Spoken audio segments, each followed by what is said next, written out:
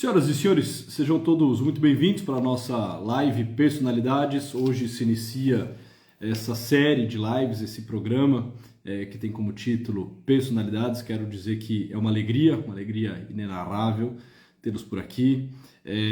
Já de imediato, conforme vocês estão chegando e já caindo aqui nessa live, comecem a disparar aviãozinho, avisem as pessoas, convidem os amigos, mande no direct aí a todos os seus conhecidos para que possamos ter um grande público nessa noite que promete, nessa noite na qual daremos início ao nosso programa, a essa série Personalidades. Muito bem, boa noite Elana, boa noite Lucas, boa noite Bruna, Sandra, excelente, é bom tê-los por aqui. Só vou tentar fixar aqui o título da live, enquanto vocês disparam um aviãozinho, enquanto vocês chegam, se acomodam.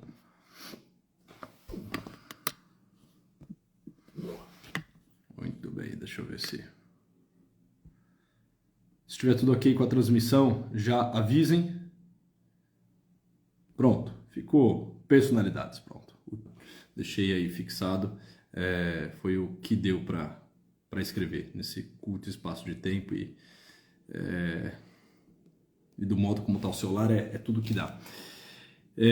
Muito bem, estou vendo aí muitos amigos, conhecidos, grande Felipe Curvelo, meu amigo. Como estão as coisas por aí, Felipe? Eu vi que o Guilherme também já chegou por aqui. O Guilherme é o convidado ilustre dessa noite. Boa noite, Juliana. Boa noite, Meire. Doutor Júlio Lucena. Como foi a formatura, Júlio? Caminhou tudo bem por lá? Excelente, obrigado. A Raquel está dizendo que está tudo ok com a transmissão. A Juliana está dizendo que está travando um pouco, né? A Silvia que está tudo ótimo. Enfim, quem tiver com algum problema na transmissão, tente reiniciar essa live, saia, entre de novo. Enfim, quem sabe esse problema não se soluciona, tá? A grande maioria das pessoas estão dizendo que está tudo ok. Tudo ok com a live. A Yara sempre muito atenta, sempre presente, dizendo que está normal, que está tudo ok com a live. Muito bem, senhoras e senhores, hoje, dia 24/5, às 9 horas da noite, nós estamos dando um pontapé inicial, iniciando essa série que chamar-se-á Personalidades. A ideia é que toda semana, toda terça-feira, às 9 horas da noite, venha aqui um convidado, venha alguém especialíssimo para nos apresentar uma personalidade, nos brindar com uma reflexão acerca de uma vida que vale a pena ser contada, uma vida que precisa ser conhecida. Entre outras coisas, nos faltam referências, né? As coisas muitas vezes vão mal porque nós não sabemos o espectro de ação humana, nós não sabemos como podemos nos posicionar, que atitude nós podemos tomar.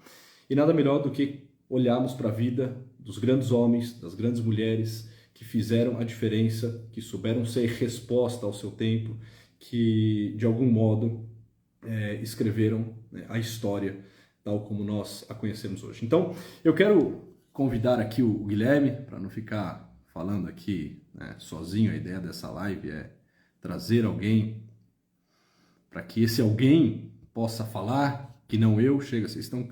Enfim. Guilherme, foi o convite aí, meu caro.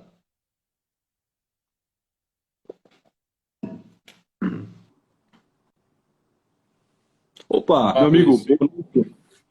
Tudo bom? Eu tô bem, graças a Deus. E você, como está?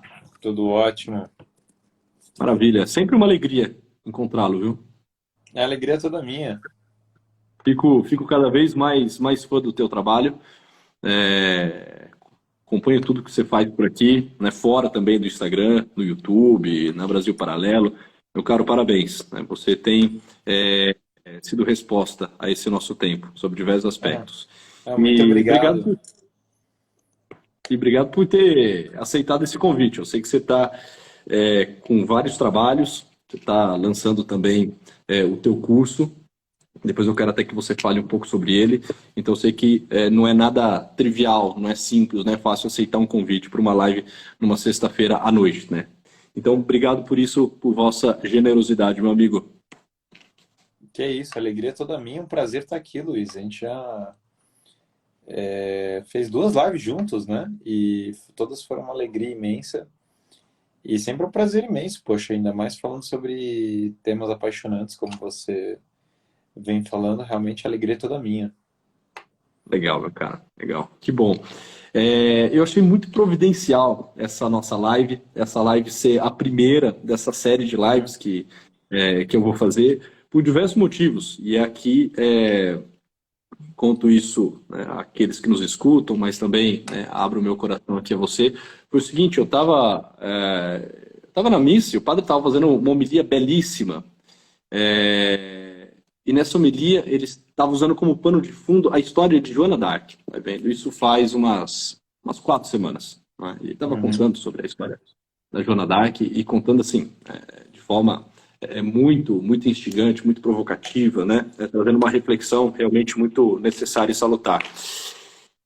E aí, escutando ele falar, eu falei, né, assim, me ocorreu montar essa série Personalidades, né? Falei, caramba, a gente precisa contar mais essas histórias, né? Porque fazia muito tempo que eu não via a história de Joana d'Arc e tá fazendo tanto sentido para mim poder olhar para a história dela, né? Conhecê-la com mais profundidade. Puxa, assim como Joana d'Arc, quantas outras personalidades não existem, né? Heróis da pátria, heróis da fé, homens que fizeram a diferença.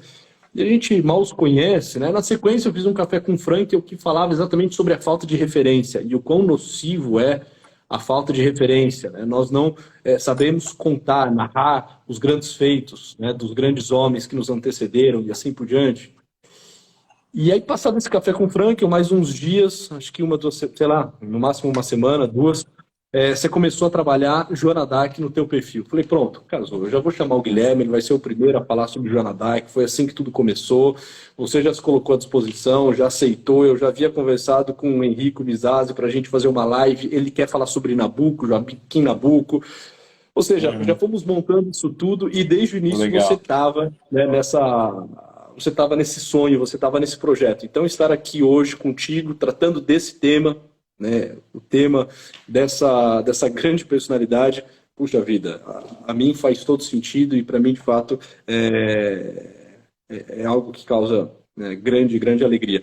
Então, Guilherme, cara, eu quero lhe passar a palavra, na verdade eu quero ficar aqui na qualidade de ouvinte, de aluno, né, aprender contigo. Eu queria que você nos brindasse um pouco com a história dessa grande mulher, essa grande mística, essa heroína que foi Santa Joana d'Arc. Sim, eu acho que seria pertinente, porque o grosso das pessoas, acho que a maioria de nós não aprendemos sobre a Guerra dos 100 Anos, ou o que é a Guerra dos 100 Anos, então acho que seria bom contextualizar brevemente o que foi a Guerra dos 100 Anos, porque Joana d'Arc, é claro, viveu e recebeu suas revelações e passou sua morte durante a Guerra dos 100 Anos, né?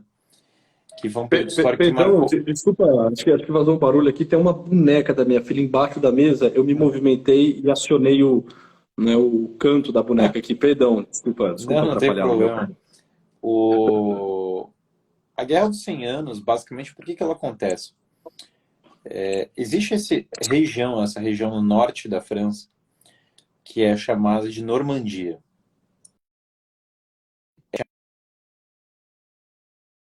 Tinha vários vikings que eles ficavam atacando a França e tal, e eles entravam pelo norte da França. Até que chegou e a França teve vários imperadores fracos, né? Eles tinham sobrenomes assim, epítetos, como o Gordo, ou o Simples, ou coisas desse nível. E aí dessas figuras, cansado de ser perseguido, ele falou o seguinte: olha, eu vou dar um pedaço do território do norte da França para um desses vikings, que era um homem chamado Rolo. Em troca disso, você vai jurar fidelidade a mim, você vai fazer um juramento feudal desses, né? Você vai ser meu subordinado feudal, e você vai ter que se converter ao catolicismo. E o Rolo aceita isso. Então surge essa região no norte da França que vira a Normandia, que é uma região de vikings franceses, que são excepcionais guerreiros, que são vassalos do rei da França, mas que são bastante poderosos. Esses normandos, eles dominam a Inglaterra, eles conquistam a Inglaterra. que foi o grande Guilherme o Conquistador. O meu xará, Guilherme o Conquistador, invade a Inglaterra. E em 1066, o Guilherme o Conquistador domina a Inglaterra inteira. Então, os reis da Inglaterra, eles são de origem normanda, a partir do momento dessa conquista, né? O que quer dizer que eles são franceses, de ascendência viking. Vários desses reis, inclusive, falavam francês nas cortes inglesas. O que gera um conflito com os anglo-saxões e tem todo um drama da conciliação entre anglo-saxões e normandos na Inglaterra. Por que eu estou contando tudo isso? Porque o rei da Inglaterra acaba casando com Eleonora da Aquitânia. E o que acontece com o rei da Inglaterra vira herdeiro da Aquitânia. A Aquitânia também é uma das maiores regiões da França. E aí o problema foi que começou a somar várias regiões, porque daí tem a Aquitânia, daí tem a Normandia, daí tem outras regiões, e na somatória chegou uma hora em que o rei da Inglaterra ele era rei de uma parte maior do território francês do que o rei da França. Ele tinha mais terras do que o rei da França, só que ele tinha uma situação muito estranha. Ele é o rei autônomo da Inglaterra, mas na França ele é vassalo do rei da França. Então ele tem a situação muito estranha que ele é dono de mais terrenos na França do que o rei. Ao mesmo tempo ele é vassalo do rei, mas na Inglaterra não, ele é soberano. Até que Eduardo III, que foi um dos reis ingleses, falou assim, chega disso. Tinha uma briga dinástica e ele falou, quer saber, eu sou o herdeiro da França, porque ele tinha uma possibilidade de ser o herdeiro, e aí ele resolve invadir a França para finalmente ser o rei dos dois de maneira unificada, da Inglaterra e da França. E aí começa a tal da Guerra dos 100 Anos, né? São 100 anos de batalhas, são vários reis, vários vão morrer, são gerações que vão... são mais de 100 anos a guerra, e eles vão estar brigando. A guerra começa com uma cavalaria bem old school, bem Idade Média mesmo, e termina com a arma de fogo. Então ela passa bem um período da transição da Idade medieval para moderna. E o que acontece?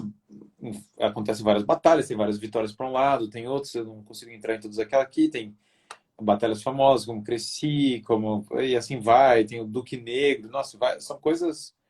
A história realmente é muito interessante e longa. Para os ingleses ela é muito valorizada, porque essa guerra marca o momento que a Inglaterra começou a virar Inglaterra. Porque antes disso a Inglaterra era muito França, na verdade, ou anglo-saxônica, outra coisa. Agora a Inglaterra começou a ter uma cara de país autônomo. A guerra forjou mesmo a identidade inglesa. E a guerra forjou a identidade francesa, porque a França começou a se ver como um país contra a Inglaterra, começou a se ver como uma nacionalidade. O Mas espírito mesmo nacionalista acendeu. Oi? Bom, acendeu o espírito nacionalista na Acendeu França. o espírito francês. E o interessante disso é que, assim, mesmo a parte francesa que sobrava, que não era dominada pelos ingleses, ela era dividida entre duas famílias, que eram os Armagnac e os Borgonheses. E aí os Borgonheses, em determinado momento, os ingleses ganharam várias batalhas e os Borgonheses viraram aliados dos ingleses, ou seja, já era. A guerra foi ganha. Os ingleses estavam com a vitória garantida. Foi nesse momento que Joana d'Arc recebeu o seu chamado. Joana d'Arc recebeu o seu chamado em um momento que não existe a possibilidade da Inglaterra não vencer essa guerra. Porque a Inglaterra ganhou todas as principais batalhas, a Inglaterra já tem mais da metade do território inglês, do território francês, e das famílias remanescentes, metade dos franceses remanescentes eram aliados dos ingleses. Então acaba, é o fim. Para completar, o rei da França não era o herdeiro dos Armagnac, não era uma pessoa particularmente inspirada. Ele não era um cara que teria condições de ganhar essa batalha. Então os franceses já mais ou menos tinham se resignado a ser dominados pelos ingleses. E aí que aparece realmente Joana d'Arc. Joana d'Arc de Santa Catarina, que é mártir e conversa com ela. Então, Joana d'Arc é uma camponesa. A guerra, nesse período, ela é exclusiva dos nobres. Só quem luta são os nobres. A guerra também, obviamente, é exclusiva dos homens, porque, inclusive, é muito difícil uma mulher conseguir portar a armadura. É muito difícil, a armadura é muito pesada. É uma exigência física muito grande que você tinha que treinar a vida inteira para conseguir, na verdade. Não é nem qualquer homem. Se a gente fosse pegar a armadura medieval, a gente não ia aguentar lutar com ela, não tinha a menor condição. É uma vida de preparo para a pessoa conseguir lutar. E Joana d'Arc recebe uma mensagem de Santa Catarina. ela conversa com Santa Catarina e com São Miguel, que são as figuras que entram em contato. Santa Catarina, a mártir, né? Que é Santa Catarina da Rosa, que foi uma grande mártir. Até eu voltei a frequentar a igreja, né? A igreja de Santa Catarina. De Alexandria. Santa Catarina Exatamente, de Santa Alexandria. Catarina de Alexandria, que é uma das mártires do começo do cristianismo. Santa Catarina de Siena, por exemplo, é em homenagem a Santa Catarina de Alexandria, que é um nome grego, né? Catarina significa pura. E ela recebe essas mensagens e ela recebe uma mensagem meio absurda. A mensagem é assim: olha, você vai liderar tropas e você vai salvar a França. E daí ela ri, assim, a primeira vez ela ri, porque ela era mal alfabetizada, ela mal sabia escrever, mal sabia ler, ela era uma camponesa, as preocupações dela eram a fazenda, as preocupações eram tudo. A guerra já estava acabada, novamente, para todos os Guilherme, efeitos. só para localizar isso cronologicamente, isso é 1420 alguma coisa, assim. Exatamente. É o século Tá, XV, isso. tá, É bem o fim tá da bom. Idade Só Média, é o para período que a Idade Média tá. tá chegando no seu fim, né? Só para quem está assistindo, Sim. assim, se localizar no Sim, tempo, o né? ponto Então a gente está tardio da falando Guerra dos aqui, 100 Anos, a Guerra dos 100 Anos começa no século XIV e vai terminar no século XV, né? perfeito. E aí a guerra vencida, ela fala assim: não, agora eu vou, então, beleza, é isso aí mesmo, eu vou atrás. Então ela vai atrás do rei para contar as revelações dela pro rei, para chegar pro rei e falar: olha, essas são as revelações que eu tive, e mais ainda, eu vou ter que te restaurar no trono da França, né? Você vai ter que ser o rei da França. O rei, naquela época, recebia muitos pretensos místicos, pretensas. Então o rei nem. Eu não quero dar bola para o que ela fala. Ele vê se fala: tá bom, vai. Só que o rei, por outro lado, ele basicamente. E o rei fraco, sobre vários aspectos, o rei é fraco. Esse é o rei da França. E assim, você não inspira tanta confiança. E ele fala: olha, mas se você quiser ir para o meio da batalha, na altura que nós estamos, a essa altura do campeonato, não sou eu que vou impedir você de se meter lá nas tropas. E ela vai parar numa. E Catarina e Joana vai parar no meio do cerco de Orleans. Então, Orleans é a cidade na França, mais ou menos no meio da França. E o cerco de Orleans ele já está há muito tempo. Todos os generais não fazem a menor ideia de como quebrar o cerco de Orleans. Não há uma. Orleans está cercada e já era. Tá? Também então já é naquele feeling de nós estamos perdendo a guerra. E aí a Joana começa a andar entre as pessoas e fala: gente, olha, nós vamos para cima, soldados. Nós vamos para cima. Ela bota uma armadura e ela fala: vamos para cima. Isso é quase como se uma pessoa chegasse aqui na Praça da Sé, sabe? Eu tô andando aqui em São Paulo, o Brasil tem várias praças da Sé, mas e falasse que nós vamos invadir os Estados Unidos. É quase isso, assim, é quase esse o feeling das pessoas. Porque Ótimo. é totalmente fora, assim, não é a pessoa que deveria estar falando isso, não é do sexo que deveria estar falando isso, não é a situação que deveria estar falando isso, tudo é fora do esperado. Mas ela realmente tem premonições e ela tem visões daquilo que está por vir, ela consegue comunicar isso. E aí Joana começa a conquistar a parte dos soldados, embora os comandantes riam dela. Os comandantes riram dela com um gosto, falaram: olha, não tem a menor condição dessa menina saber o que ela está falando. Além do mais, tem um detalhe de Joana d'Arc. A estratégia militar dela é particularmente destemida. Ela realmente quer que o pessoal saia de dentro das muralhas e ataque o cerco e vá para cima e tente quebrar o cerco de uma maneira disruptiva mesmo. Ela quer um ataque violento contra o cerco. Que não tem. Na estratégia militar não é tão comum assim para a época. Não é uma coisa que os generais da época pensariam. E ela consegue um grupo de soldados para apoiar essa empreitada. E contra todas as expectativas da humanidade, o que para mim já é um milagre por si, funciona. Mas funciona muito, funciona até um ponto que as expedições continuam e Joana d'Arc é a principal figura a quebrar o cerco de Orleans. Quando o cerco de Orleans quebra, é mais ou menos assim. Imagina que tem lá, pegando um exemplo, tem lá a guerra da Ucrânia, né? E aí Putin ganha todas as batalhas, só que aí chega na hora do cerco de Liev, certo? Que é uma cidade lá, das últimas cidades importantes. Mas olha, já foram todas, já foi Kiev, já foram todas as cidades importantes. Então agora só falta a última cidade importante que está ali numa região mais afastada.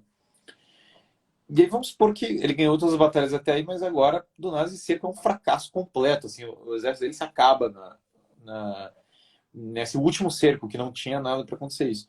Foi exatamente o que aconteceu com Joana d'Arc. E mais ainda, agora que ela faz isso, é, o, os cavaleiros, eles tomam ela e falam: meu Deus, nós temos uma enviada do Espírito Santo para conduzir e ganhar essa batalha.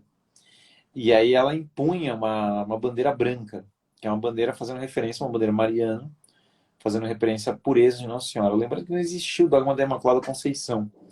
E esses símbolos brancos para Nossa Senhora, que são símbolos de realeza, eles não eram tão comuns assim quanto se imaginaria. E ela impunha essa bandeira, ela falou: essa é a bandeira. A bandeira tradicional da França é a Oriflame, que é vermelha.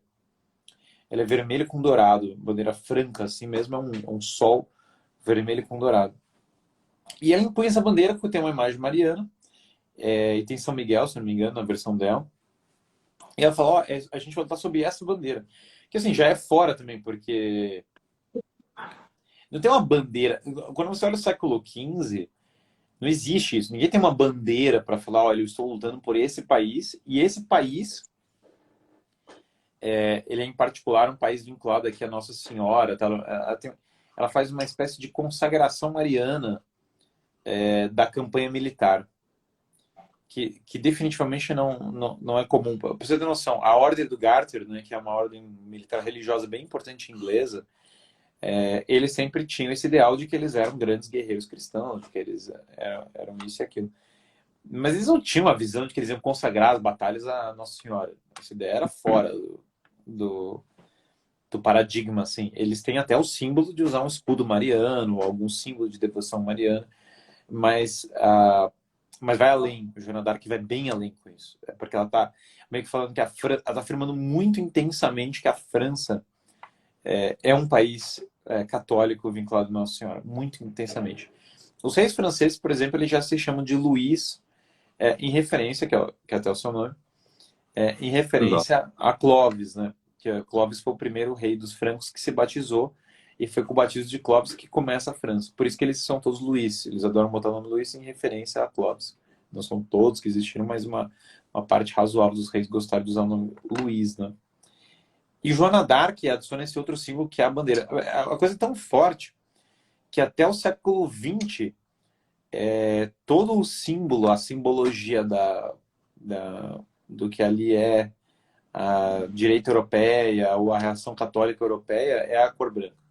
Isso é claríssimo até aparecer Nossa Senhora de Fátima, que aparece vestida de branco. Mas você vê nas divisões políticas e sociais o branco como a cor basicamente da cristandade. Isso é a bandeira de Joana d'Arc. A bandeira de Joana d'Arc, que é o branco da bandeira francesa, que Napoleão reintroduziu. Por que Napoleão reintroduz o branco? Porque a bandeira da Revolução Francesa era vermelha com azul, né? Ele reintroduz justamente para dizer que ele queria apaziguar os católicos e apaziguar a oposição a ele dentro do regime dele. Por isso que ele coloca de novo o branco. Então, qualquer pessoa que olhar o branco na bandeira francesa, ele não significa fraternidade, não tem nada a ver com nada disso. Ele foi colocado por Napoleão, porque é a bandeira de Joana d'Arc, porque é o símbolo do catolicismo francês. E depois do cerco de Orleans, Joana d'Arc vai para uma sequência de vitórias. Ela ganha várias batalhas. E ela consegue participar de uma coroação, de uma sagração do rei da França.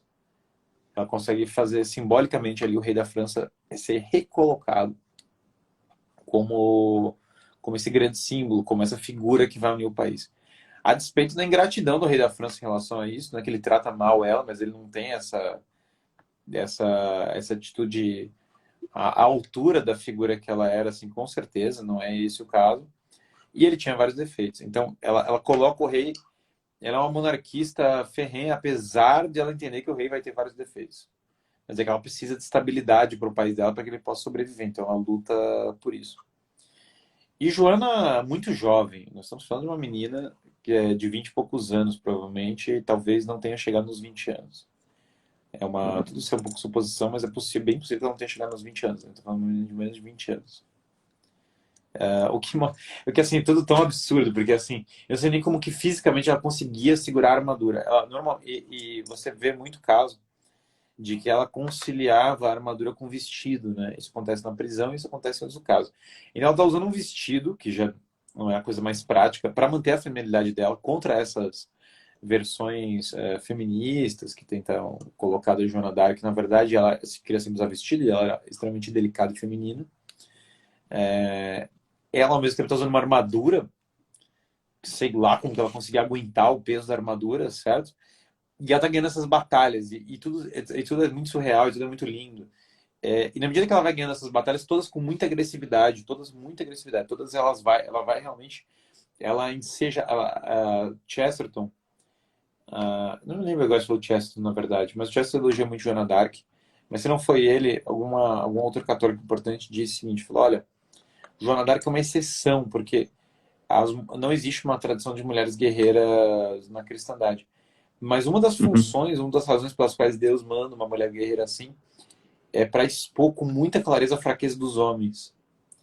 Porque a partir do momento que você é uma mulher tão guerreira, fica óbvio que os homens são fracos, que eles não têm capacidade para resolver nada, que eles são absolutamente fracos. E essa era um sentimento que o Joana d'Arc causava.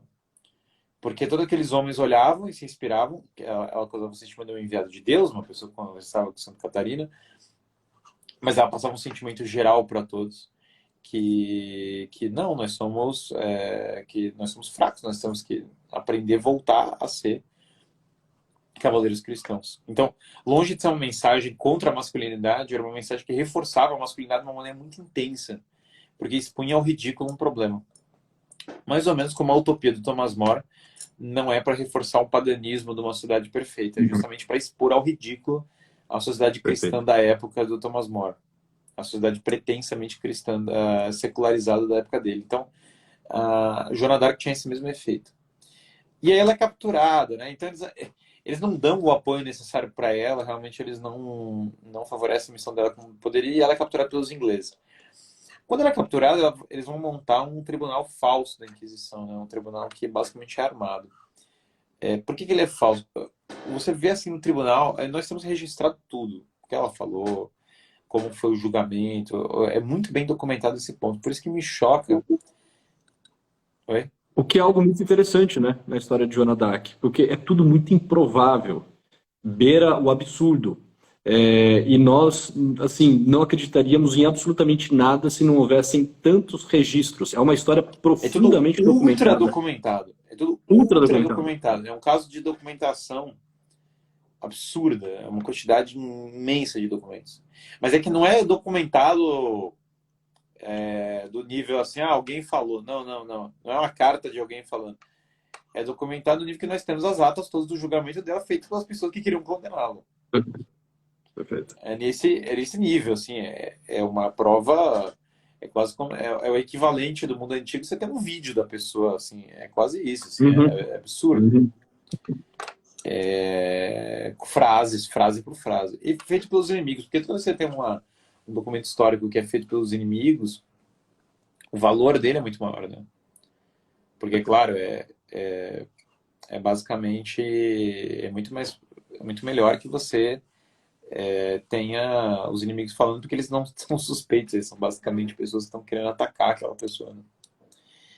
E aí Joana d'Arc vai para esse julgamento. Ela se defende de uma maneira incrível, o que mostra também, dada a formação dela como camponesa e tudo, mostra como ela tinha uma revelação espiritual, porque ela sabe as respostas e ela sabe se colocar como uma pessoa da graça. Eles querem colocar nela uma pessoa que está querendo propor uma doutrina religiosa. E ela não tem nenhuma pretensão de fazê-lo, exceto que as pessoas sigam a doutrina católica. Eles querem colocar nela como alguém que quer subverter as hierarquias do mundo da época dela. Ela não tem nenhuma pretensão nisso. Eles querem colocar nela como uma fanática que leva o povo para a superstição. Eles não têm nenhuma das perguntas que eles usam, eles querem forçar uma interpretação teológica diferente da doutrina católica nas palavras dela. E não cola, ela sabe se definir de tudo, magistralmente. Tem uma parte impactante, porque quando ela vai para a prisão, ela alterna entre vestidos e armaduras. Por que ela alterna? Deus ilumina ela sobre os momentos nos quais ela poderia sofrer abuso na prisão. Porque ela é uma mulher, ela está presa por vários homens. Portanto, quando ela passa por esses momentos que ela poderia sofrer abuso, ela solicita a armadura, então ela fica com a armadura. que protege ela dessa situação. Em outros contextos, ela pede o vestido para mostrar a pureza e a feminilidade dela. Então ela alterna entre as roupas de acordo com a segurança. Então o anjo informa para ela os momentos que ela vai ter que estar fisicamente segura e os momentos que ela não vai poder estar.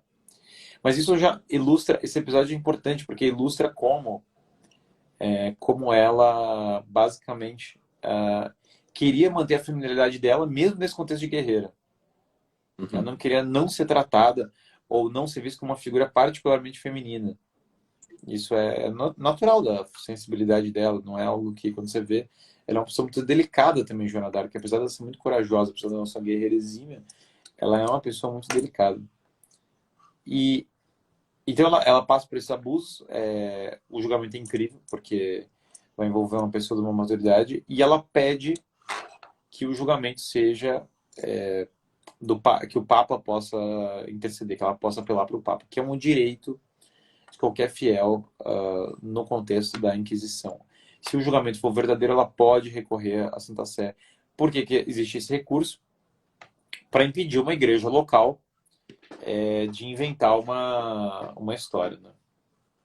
Lembrando que era uma menina de 17, não 19 anos. Exatamente, para mim é uma prova de que esse negócio de idade e frescura, certo? Toda a história, se você quer uma prova de que você pode fazer as grandes coisas com uma idade tenra, a história vai estar cheia de provas nesse sentido.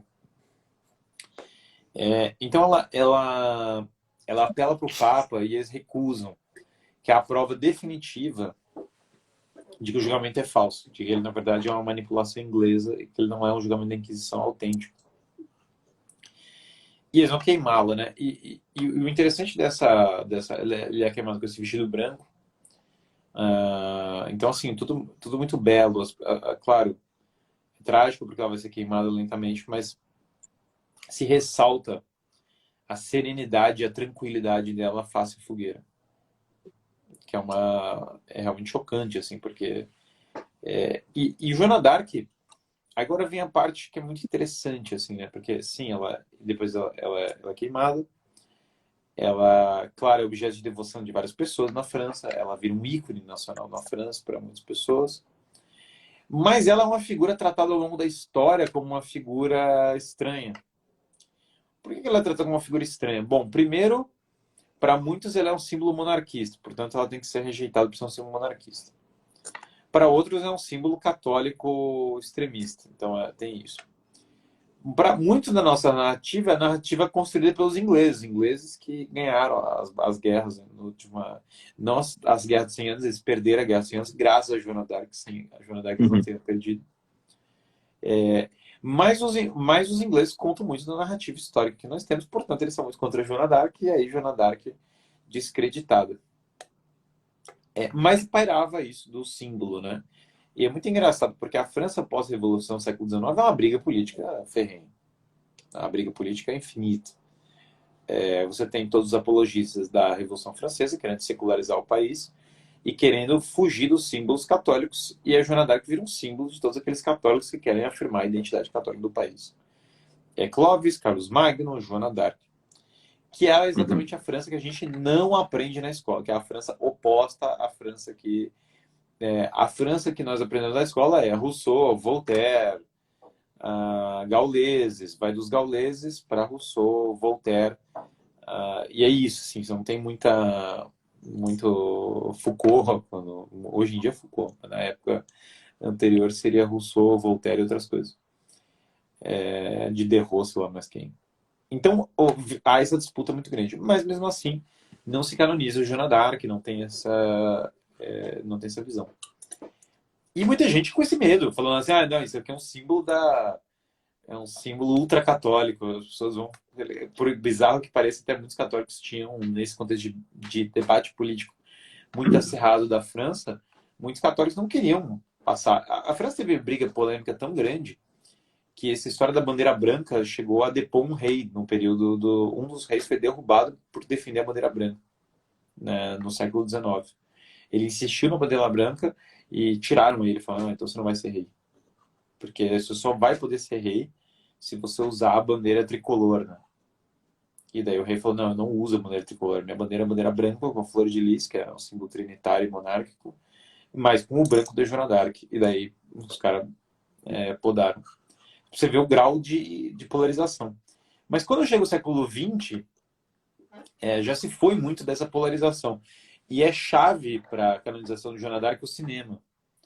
Porque eles começam a fazer os filmes. E o Méliès faz um filme da Joana d'Arc. O Méliès faz em 1916 o filme da Joana d'Arc. Que é um grande... Porque a história de Joana d'Arc começa a ser muito adaptada. Porque muitos dos pioneiros do cinema são franceses. E muitos deles fizeram muitas histórias de bruxaria, outras coisas. Mas eles queriam fazer o católico. Eles queriam mexer com esse lado também. Eles queriam poder explorar uma parte forte da tradição francesa. Diferente do cinema americano, que demora mais para o catolicismo ter uma influência grande. O catolicismo só vai ter uma influência grande no cinema americano nos anos 30. Durante os anos 10, 20, o catolicismo é muito pouco... Sei lá, a Ku Klux Klan é mais influente no cinema americano nos anos 20 do que o catolicismo. E aí, quando eles fazem esses filmes da Joana d'Arc, esse do Méliès é fantástico, por exemplo, que mostra uma Joana d'Arc. É um filme pioneiro do cinema, porque ele tem corte, porque ele é um filme com todas as transições, e tem uma Joana d'Arc que sobe para o céu, né, no filme. Então, uma linguagem bastante inovadora, porque ela é queimada e ela sobe para o céu. E aí, o filme é muito bem feito. Se você olhar para a época, para 1900 e pouco, é um filme espetacular. Recomendo que as pessoas assistam. Então tem esse filme da Joana d'Arc, e aí começa toda uma pressão popular, agora com uma aceitação mais ampla para a canonização de Joana d'Arc. Essa canonização, de fato, é realizada no século XX. Então, Joana d'Arc são 600 anos de devoção sem a canonização dela. É bem interessante isso, assim. E 600 anos muito vinculados a polêmicas políticas, polêmicas sociais. E aí depois nós temos a canonização e agora a Joana d'Arc vira esse símbolo maravilhoso do catolicismo francês. Depois dessa história é muito engraçado porque surge uma outra Joana d'Arc, que é a Joana d'Arc, sei lá, do século XX progressista, que é a Joana d'Arc que não existe, que é uma louca, uma esquizofrênica, uma proto-feminista, ela é qualquer coisa menos que ela era delirante, que ela estava muito louca e tal. Que ela era uma farsante e assim por diante. Todas essas versões, elas têm uma coisa em comum, né? Elas não têm nada a ver com os documentos históricos, não tem nenhuma relação com... A Joana d'Arc Santa é exatamente a Joana d'Arc dos documentos históricos. A Joana d'Arc da geografia, a Joana d'Arc da história de santo, a Joana d'Arc das revelações, não sei o que, é exatamente a Joana d'Arc das histórias. E os santos falam para ela que ela ia ganhar as batalhas, e ela ganhou as batalhas. Esse é o mais incrível dessa vida dela. Ela ganhou, ela foi lá e ganhou. A Joana d'Arc louca, me parece que ela não conseguiria vencer as batalhas. Me parece que é uma pessoa maluca. Ela teria fortes dificuldades para ganhar várias batalhas e mudar o rumo de uma guerra épica. Não me parece que é exatamente o caso. Também não me parece que a Joana d'Arc louca conseguiria vencer todas as indagações do Tribunal da Inquisição. Me parece impossível isso. E mais ainda, me parece que toda uma comunidade francesa não seria devota de uma mulher que era maluca, simplesmente. Não teria essa... Não aconteceria. Então, todas essas versões moderninhas da Joana d'Arc, elas ficam totalmente aquém da coisa. No cinema mesmo tem poucas versões boas da Joana d'Arc. Tem uma com a Ingrid Bergman, que é boa, mas o filme, infelizmente, foi cortado, ele foi depredado. Então, só a versão longa é boa. E esse filme é muito odiado, porque eles lançaram uma versão curta, e todo mundo achou uma versão bem pior do filme, e daí todo mundo pegou raiva. Mas, na verdade, o filme, a versão longa é bem feito, que é o Joana d'Arc, que é do Victor Fleming, que é o mesmo diretor do Vento Levou. O mesmo diretor do Vento Levou fez uma Joana d'Arc. E tem a Joana d'Arc do Dreer, que é, claro, muito artística, mas é muito particular, assim, porque é muito sofrimento, o rosto, a coisa... o Dreer ele também não é católico. Ele é assim, ele não é católico, mas ele tem um pé no catolicismo, o Dreer, né? Ele é uma pessoa de uma tradição protestante, mas com um pé forte no catolicismo. E você tem a Joana d'Arc do Bresson, que ele fez ela parecendo uma adolescente francesa contemporânea, mas que é católico mesmo assim. Mas ela parece uma adolescente francesa de hoje em dia. Quando você sai desses três, o resto é tudo muito ruim. Todas as adaptações são terríveis. Então eu faço essa breve história do cinema, porque fora essas três, sendo que A Ingrid Bergman soa mais hollywoodiana, mais uma heroína épica. O Dreyer mais o rosto, a paixão, a coisa da emoção intensa, mais uma pessoa que não necessariamente é da tradição católica. E o Robert Bresson, que é da tradição católica, mas deturpa as cenas do julgamento e faz uma Joana Uhum. d'Arc tentando ser modernizada, assim, uma Joana d'Arc moderninha. Mesmo assim, é um filme católico. Fora esses três, o Se, resto é praticamente quase todos não são, né? se você pudesse deixar um aqui, né, para o público assistir, se você pudesse indicar um desses três, qual é o teu preferido? O meu favorito é o da Ingrid Bergman. Eu prefiro o da Ingrid Bergman. Os cinéfilos Tá, todos vão preferir o do Dreyer. E eu prefiro o da Ingrid Bergman. Porque tá. eu não sou cult, eu sou contra esse negócio de cinema cult. Eu gosto do cinema hollywoodiano. Então eu prefiro ver a Ingrid Bergman ganhando umas batalhas, certo? Mas só na versão longa, né? E a Ingrid Bergman, me parece, uma Eles pessoa querem muito saber boa se para está ele. na BP Select aqui. A pergunta, né, que Não, está. não está. Nenhum deles estão na BP Select. São filmes difíceis de achar, inclusive. Na BP Select não tem nenhum deles. Tem um outro filme do Dreyer, que eu acho, do Dreyer, que eu acho melhor que é a Joana d'Arc, que é a Palavra. Então tem um filme muito bom do Dreyer, que é A Palavra. Mas não tem esses da Joana d'Arc.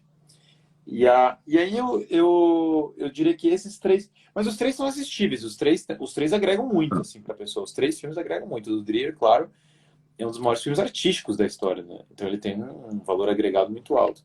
Então todos agregam, mas para você entender a história verdadeira de Joana d'Arc, ela envolve um pouco dos três. Então ela não é né? Nenhum dos três vai pegar a história plena. A Ingrid Bergman vai pegar mais as batalhas. Então você não vai conseguir pegar a história completa pelos filmes, né? Mas o que eu mais gosto da Ingrid Bergman. É um filme que eu gosto muito, em particular. Até por E, conta da magnitude dessa história, né? Do grau de detalhes, né? É uma história que de e a fato não atriz é cabe muito num boa para filme isso, porque ela é uma das grandes atrizes hollywoodianas. Ela é uma mulher muito bonita. Ela é uma atriz espetacular. É uma atriz que fez muitos papéis católicos. Ela fez freiras, ela fez outros papéis católicos. Então, ela já estava bem apesar dela ter problemas pessoais na vida dela, ela estava bastante nessa linha de querer mostrar espiritualidade na atuação, né? Livro, bom, nós temos os julgamentos da Joana d'Arc, a registro histórico é muito grande. O capítulo eu falo no meu curso eu falo a história da Joana d'Arc no meu curso, né? Da história da igreja, já que você está falando que está aberto, né? Até na minha bio tem o link do curso História da Igreja, eu falo da Joana d'Arc. Mas esse curso História da Igreja que eu dou, que está aberto agora lá justamente o Carrinho abriu ontem, ele é um curso em que eu me baseei na história da igreja de Daniel Hobbes, que tem um capítulo espetacular sobre Joana d'Arc. Uhum. Espetacular. Porque o Daniel Hobbes é francês, porque o Daniel Hobbes vibra com a França, e porque não poderia ser diferente, ele não poderia passar a Guerra dos 100 Anos sem fazer um longuíssimo capítulo sobre Joana d'Arc, que é um dos melhores do livro, né? O livro tem alguns méritos muito grandes. Bernard de Claraval é espetacular nele. Só os franceses são onde o Daniel Hobbes brilha mais, né? E em duas coisas, ele brilha muito história moderna e Revolução Francesa, essa parte mais contemporânea, mas ele brilha muito também quando ele vai falar de alguns santos franceses. E o Joana d'Arc não é diferente, né? Então é uma figura incrível. Mas existe, saiu o Lucas Lancaster lançou um livro sobre Joana d'Arc recente, saiu em português e tal, que é legal, um livro bacana, saiu acho que pelo Centro Dom Bosco, algum outro lugar. Enfim, tem obras sobre Joana d'Arc boas foram publicadas, estão sendo lançadas, né? Mas eu, como sempre, começaria pelo Daniel Hobbes, porque ele já vai dar uma visão geral de tudo que está acontecendo na Guerra do Cento, coisa que lê uma biografia de Joana d'Arc, né? Como a Igreja Católica Inglesa considera a Joana bruxa, é a mesma igreja em outro país. Não, só tem uma Igreja Católica unificada que considera a Joana d'Arc uma santa. Ela é canonizada e ela é uma santa. A Igreja Inglesa da época considerou ela uma bruxa por motivos políticos, mas aquilo não era alinhado com a Igreja Católica de fato. Basicamente, eles estavam agindo contra a hierarquia da Igreja, né?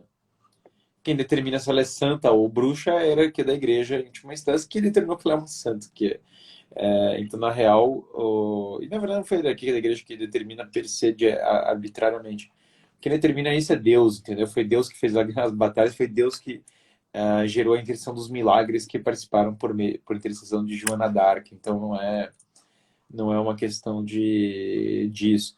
Mas não, basicamente a igreja inglesa faz isso, e isso a gente sabe pelo julgamento da revelia do que é o correto, do que seria o procedimento correto da Inquisição, né? Assim, a igreja poderia o tribunal da Inquisição estar errado, e depois a igreja fala, não, a mulher era uma santa, o tribunal errou. Claro que poderia ter acontecido. Mas é que o tribunal também era ruim, então o tribunal não estava de acordo com o que era para ser Inquisição. Então também esse é um problema adicional. Mas poderia ter acontecido, claro que pode acontecer com N coisas. Mas de qualquer maneira não foi o que aconteceu. Portanto, não é que tem uma esquizofrenia da igreja, a igreja simplesmente ela reconhece essa santidade, né? Eu tenho para mim Joana d'Arc, eu gosto muito de mulheres que são guerreiras, assim, porque os homens são tão fracos hoje, que tão infinitamente fracos. A única coisa, hoje é quase tão infinito quanto os grãos de areia de uma praia, assim, é a fraqueza dos homens, né? Então, Joana d'Arc, para mim, ela tem essa coisa que você olha para ela e fala assim, caramba, cara, qual é a desculpa para eu ser tão fraco, sabe? Qual é a desculpa? O que tem de desculpa? Porque assim, você é camponesa de 19 anos, consegue ganhar uma guerra, por mais sobrenatural que seja o evento, um pouco mais do que a gente está fazendo, a gente consegue fazer, certo? Isso para mim é bem... E existe todo um outro símbolo para mim que é muito forte, que é essa batalha pela alma do que é a Europa. Joana d'Arc, para mim, vai estar sempre vinculado com a alma do que é a Europa, e o Brasil é um país europeu também. Tem gente que não gosta que eu falo isso, mas é verdade, o Brasil é um país europeu. O Brasil é um país latino, o Brasil é um país hispânico, o Brasil é um país miscigenado. O Brasil é tudo isso, mas o Brasil é um país europeu, fundamentalmente de origem europeia. O Brasil, aliás, se eu for mais preciso ainda, o Brasil é um país português. Português, claro. O Brasil é um país distinto também. É um Brasil ibérico, um país ibérico, hispânico e português.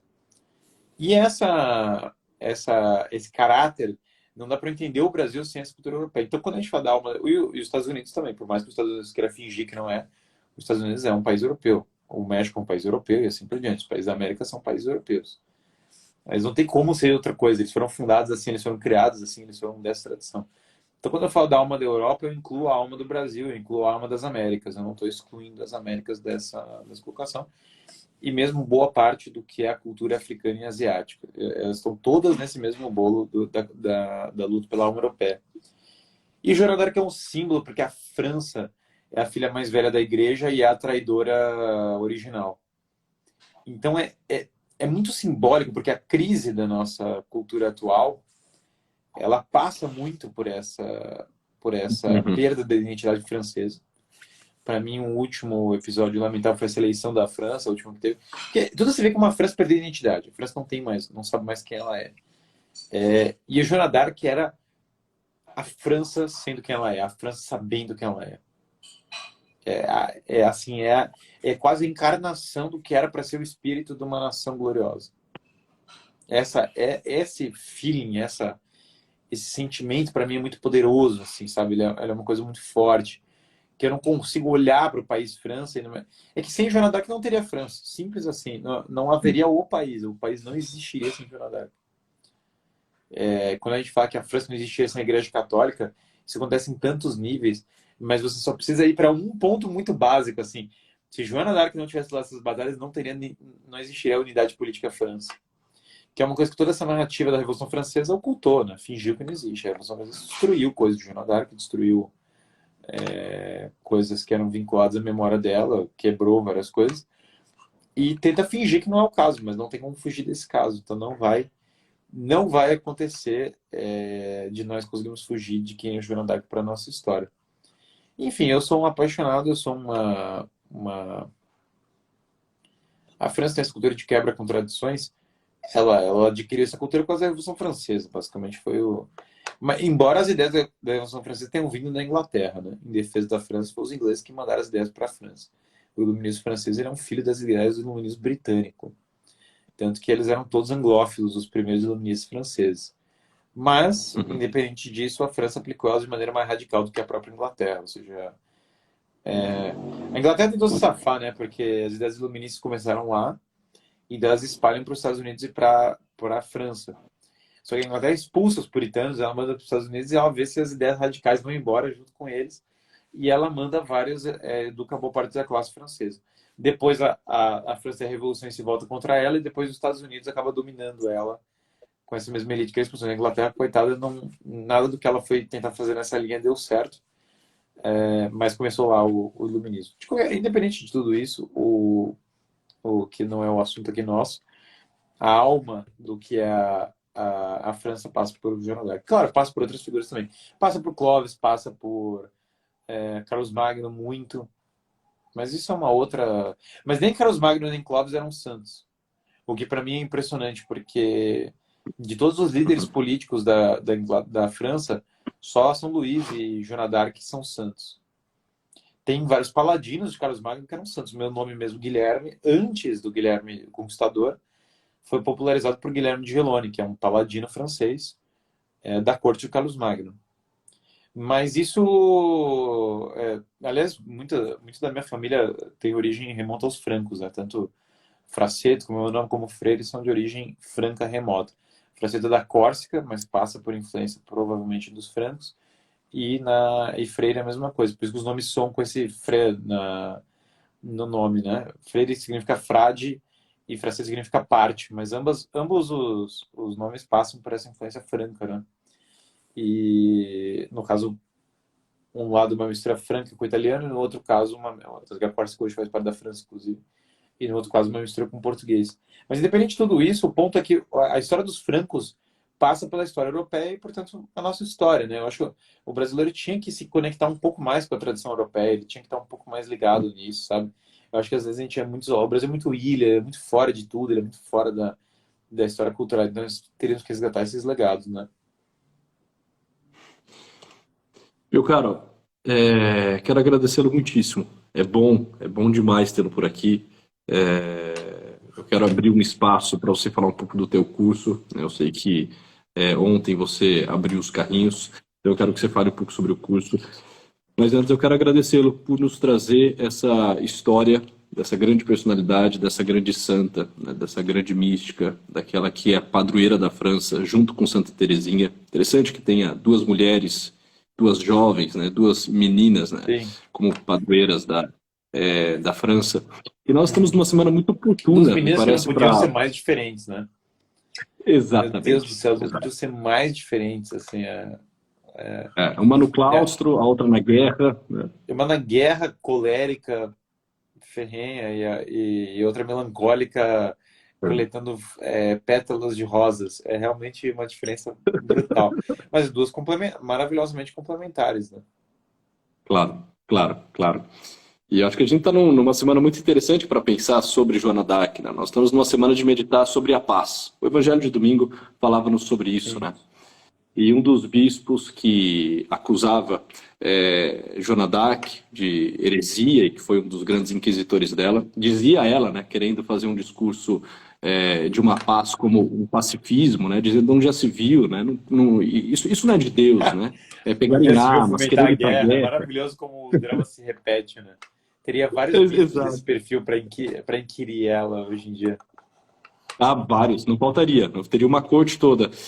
E aí ela disse ao bispo, né, olha, a paz da França virá pela ponta da minha espada. Ou seja, é maravilhoso, né? É uma figura incrível. Eu sou apaixonado por esse tipo de coisa, eu sou apaixonado. Esse tipo de resposta. Eu li isso no documento lá do negócio. Eu falei, cara, essa mulher é incrível, ela é um outro... Exato. Ela tá num outro patamar de maravilha, assim, né? Logo depois da cita São Miguel, um pouco depois desse diálogo da cita São Miguel, fala que São Miguel derrotou Lúcifer com a espada, não foi com... no abraço. Não é isso que ela fala, não é com essas palavras, mas... Exato. A ideia é exatamente essa. E quando a gente pensa nessa paz do cristão, é essa paz, né? Essa paz que é fruto de uma guerra que eu travo primeiramente contra mim mesmo, né? Uma guerra espiritual. Só existe paz na guerra espiritual. A guerra física pode ser necessária para a paz, mas a guerra espiritual, ela é necessária em todos os casos. Condição sine qua non. Ah, É. exato. E me parece esse ser também um dos grandes legados de Jonadak. Então, eu acho que vale muito a pena. Eu acho que caiu muito bem nessa primeira live, nessa série de lives, nessa semana em que estamos meditando sobre a paz, essa paz que o mundo não conhece, essa paz que vem pela ponta da espada, né? Essa paz Sim. que Joana d'Arc conquistou a França e que de alguma forma chega até nós, né? Nós somos filhos disso tudo, filhos espirituais, né, de Joana d'Arc. Então eu quero lhe agradecer muito por essa brilhante apresentação dessa grande mulher, dessa grande santa, e eu quero abrir espaço aqui para você falar um pouco sobre o seu curso, para aqueles que estão aqui nos ouvindo, quase 300 pessoas.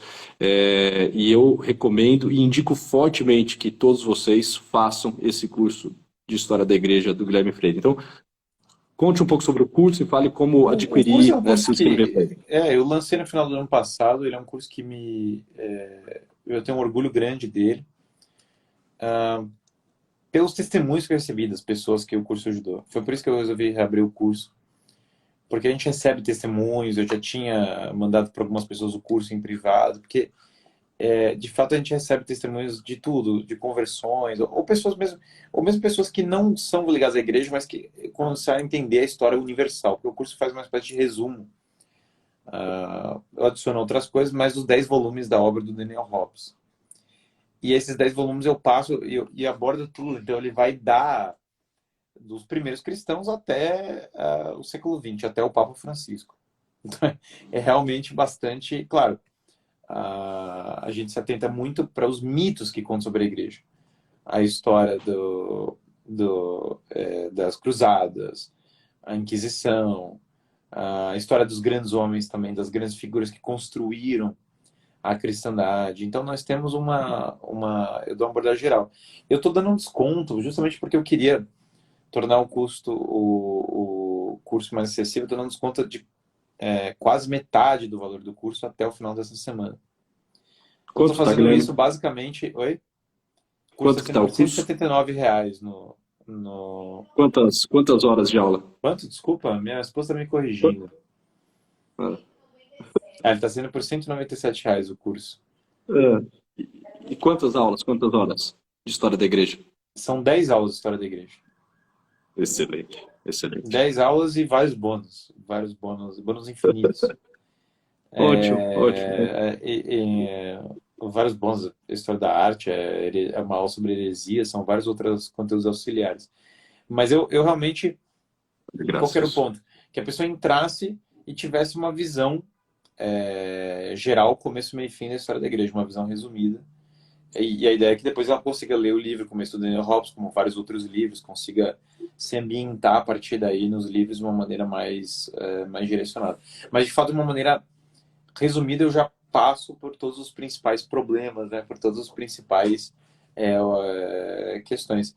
Não são só católicos que fazem o curso, tá? Muita gente pergunta porque eu sou católico, mas, na verdade, tem vários que são protestantes também, que fizeram o curso e gostaram do curso. Então, não, eu tenho pacientes... eu tenho pacientes que assim, são agnósticos e fizeram esse curso e estão maravilhados, né? E assim, eu já vi vários. Eu já vi vários testemunhos desse teu curso.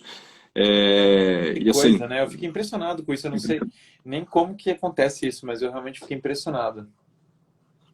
Porque assim, poucas histórias são tão mal contadas, são tão falseadas quanto a história da igreja. E tantas, assim, tão poucas coisas são tão nocivas quanto isso. Quanto contar de forma errada, distorcida, de forma cafajeste a história da igreja. Porque, na verdade, é a história do Ocidente, é a nossa história, e isso traz consequências terríveis para a nossa vida hoje, quando mal contada, né? Então, resgatar essa história, né, a história de fato, aquilo que aconteceu, né, aquilo que as fontes mais fidedignas apontam. Isso tudo é de uma libertação incrível, não só uma libertação para fazer um caminho espiritual, uma libertação para se instalar na realidade, para saber dar nome às coisas. Saber o mundo real. Não, eu falo, esse curso, se eu fosse ateu, eu falaria as mesmas coisas que eu falei nele. Ótimo. É real, é um fato. O que eu vou falar, assim, sabe? Então é muito engraçado isso, porque eu, de fato, se eu fosse ateu, eu seria obrigado a dizer que a igreja construiu a civilização ocidental, independente de eu ter a Uhum. fé em Cristo. É que não é o caso, eu não sou, e acho Claro. até que o conhecimento disso dissuade um pouco a pessoa dessa linha, mas mesmo assim, o ponto quando você lida com a veracidade histórica é que você não está sujeito a esse tipo de flutuação de humor, você ganha um domínio na sua vida, você escapa dessa doutrinação, você escapa desse controle que as pessoas querem te passar. Perfeito. Porque passaram uma versão falsa da história da igreja para as pessoas. Então você ganha até a história do Ocidente, você começa a entender de novo a história universal a Uhum. partir daí, né? Então Claro, realmente eu claro. sou... eu tenho um orgulho grande desse curso de História da Igreja, de fato, e graças a Deus espero que mais pessoas possam assinar e realmente continuar a se beneficiar. Então o link está na minha bio, quem tiver interesse, assine lá agora, aproveite o desconto, né? Eu nunca mais vou dar um desconto desse, porque o desconto é amplo assim, então acho que a pessoa tem que aproveitar agora. Ótimo, ótimo, excelente. Sucesso. Desejo que muitos façam. É um curso que está, de fato, assim, impecável, né? Assim, eu recomendo fortemente. Eu recomendo, assim, recomendo para amigos, recomendo para pacientes, recomendo, né, aqui para os amigos do Instagram. De fato, é um curso diferenciado. Guilherme, meu caro, muitíssimo obrigado, de coração. Obrigado pela disponibilidade, pela tua generosidade, por nos brindar com essa história, por abrir essa nossa série. A semana que vem, já fazendo também um anúncio àqueles que estão nos ouvindo e convidando o Guilherme para estar aqui conosco também, a semana que vem nós vamos conhecer sobre a história de Nabuco, Joaquim Nabuco. E quem vai nos falar sobre Joaquim Nabuco é o meu amigo, que também é um grande amigo do Guilherme Freire. Apresentou a minha Você foi até esposa, padrinho. puxa. Você foi... Ah, é? Ele te apresentou tua esposa? Ele apresentou minha esposa. Eu conheci Vocês Ana são Clara por padrinhos meio de do casamento Henrico. dele, né? Caramba! Sim. Então, o Henrico vai estar aqui conosco, deputado federal, Henrico Mizazzi, né, um grande homem, um grande irmão, e ele vai nos falar sobre a história de Joaquim Nabuco. Tá? Então, fica o convite também para vocês estarem conosco aqui, Guilherme Freire, todos aqueles que estão nos ouvindo, ajudem a divulgar, avisem as pessoas dessa série de lives sobre personalidades. Guilherme, deixa um abraço aí à tua esposa, agradeça a ela também por ter lhe cedido nessa noite de terça-feira, para que pudéssemos aprender aqui contigo. Fique com Deus e o que você precisar, meu caro, conte comigo. Gente, Estou à fiquem com sua Deus. disposição. Parabéns, Luiz. Parabéns aí pela série de lives. Espetacular. Eu vou acompanhar sempre que possível as lives de personalidades. Não deixem de seguir o Luiz, gente. Quem puder seguir o Luiz, faça isso. E um grande abraço para todos. Forte abraço. Até mais. Uma boa noite. Fiquem com Deus.